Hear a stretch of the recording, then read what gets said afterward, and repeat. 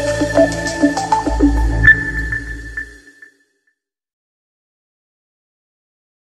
दोस्तों, पीएचपी के lecture series में आपका स्वागत है। आज हम लोग पढ़ने वाले हैं ऑटो पोस्ट बैक।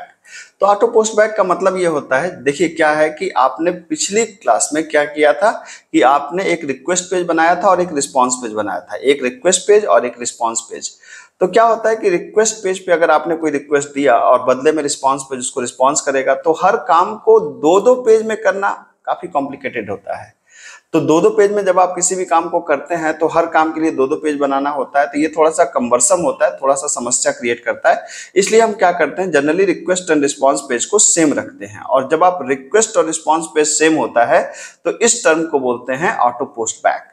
जैसे अगर आपको पिछली क्लास में अगर आपने मेरा लेक्चर फॉलो किया होगा तो आपने वहां पर एक रिक्वेस्ट पेज बनाया था और एक रिस्पांस पेज बनाया था। तो रिक्वेस्ट पेज क्या कर रहा था कि आपको रिक्वेस्ट मतलब ये एचटीएमएल फाइल थी जहां पे वैल्यूज को आप ले रहे थे, और ये यहाँ पे सर्वर साइड कोड आपने लिखा था जहां पे आप रिस्पांस को परफॉर्म कर रहे थे। ठीक है, अगर आपने नहीं देखा तो लास्ट लेक्चर को आप देख सकते हैं। अब देखिए ऑटो पोस्ट बैक को कैसे करेंगे। जैसे मान लीजिए हमने एक add.php नाम का एक यहाँ पर बनाया और मैंने कहा कि यार इस add.php के अंदर ऐसा करते हैं कि यहाँ पर हमें ये बॉडी बना रहा हूँ और यहाँ पर मैं फॉर्म बना रहा हूँ और सारा काम मैं यहीं पे करूँगा। जैसे मैंने कहा कि मेथड यहीं पे होगा, मेथड आपने कहा कि गेट और एक्शन फाइल का नाम अब यहाँ पे आप ब्लैंक छोड़ दीजिए। ठीक है, उसके बाद आपने फॉर्म को जैसे यहाँ पे बंद कर दिया। आपको करना क्या है, सिंपल, आपको यहाँ पर जैसे आपने वहाँ पे किया था वैसे यहाँ पर भी आपने कहा पहला नंबर, और पहला नंबर यहाँ पे लीजिए। आपने कहा कि input type equal to text, name equal to क्या है T1, और ये कर दिया आपने। फिर यहाँ पे आप लाइन को चेंज कर दीजिए। ठीक है, उसी तरीके से आपने यहाँ पे कहा सेकंड नंबर यहाँ पे यूजर देगा, और यहाँ पर भी करिए इनपुट टाइप इक्वल टू क्या है, टेक्स्ट है, नेम इज इक्वल टू आपका क्या है T2 है, और यहाँ पर भी आप एक BR लगा दीजिए। ठीक है, उसी तरीके से यहाँ पर आप सर्वर साइड के लिए इनपुट टाइप इक्वल टू आपको करना क्या है सबमिट, और वैल्यू इक्वल टू आपको करना है ऐड, और नेम इज इक्वल टू करना है B1, है ना। इस तरीके से कर दिया आपने। अब क्या है कि जैसे मान लीजिए अब मुझे सर्वर साइड कोड यहीं पे लिखना है, तो मुझे दो तीन बातें करनी होंगी। पहली बात ये, मैं इसको पहले बंद कर दूं और यहाँ पर आपने बॉडी को बंद कर दिया और यहाँ पर आपने HTML को बंद कर दिया, लास्ट में जाके HTML को। ठीक है, अब देखिए पहली बात तो जो सर्वर साइड रिस्पांस कोड होगा आप यहीं पर लिखेंगे, यही PHP के अंदर ही लिखेंगे। ठीक है, अब देखिए यहाँ पर आपने कहा कि अगर आपने कहा $a इक्वल टू, हमने लास्ट क्लास में क्या किया था $_get, और वैल्यू कहाँ से लिया था T1 से, बिल्कुल ठीक बात है। $b is equal to $_get, value कहाँ से लिया था T2 से लिया था।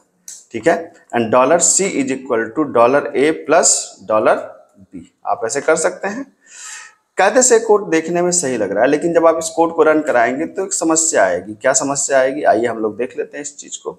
यहाँ पर आप लिखिए http, ये आपने http:/localhost/myphp, और उसके अंदर फाइल का नाम है add.php मैंने यहाँ पे टाइप किया। ये देख सकते हैं, ये देखिए दो एरर आ गई यहाँ पे दो एरर्स आ गई। ठीक है, जहां जबकि ये काम करेगा, आप 10 और 20 दूंगा तो ऐड करेगा, लेकिन दो एरर आई हमारे पास। ठीक है, अच्छा अभी तो रिस्पांस भी नहीं आया हमारे पास, क्यों?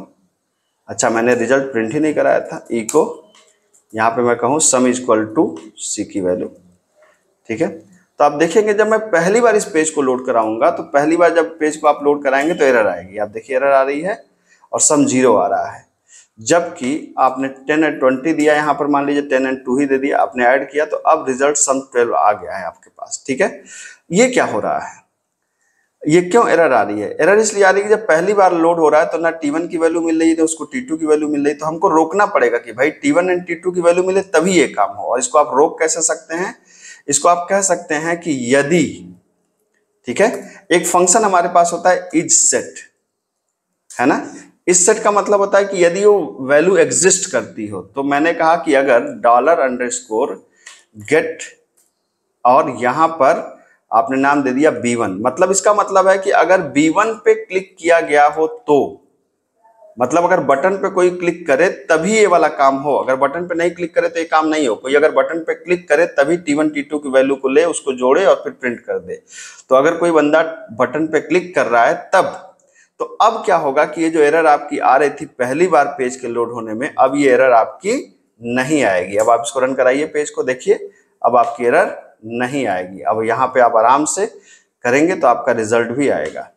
अब आपको रिक्वेस्ट और रिस्पांस दो पेज अलग अलग बनाने नहीं पड़ेंगे, लेकिन ध्यान रखिएगा कि ये जो सर्वर साइड स्क्रिप्टिंग का कोड आप लिख रहे हैं, ये it should be always inside the PHP block, ये पीएचपी ब्लॉक से बाहर नहीं होना चाहिए।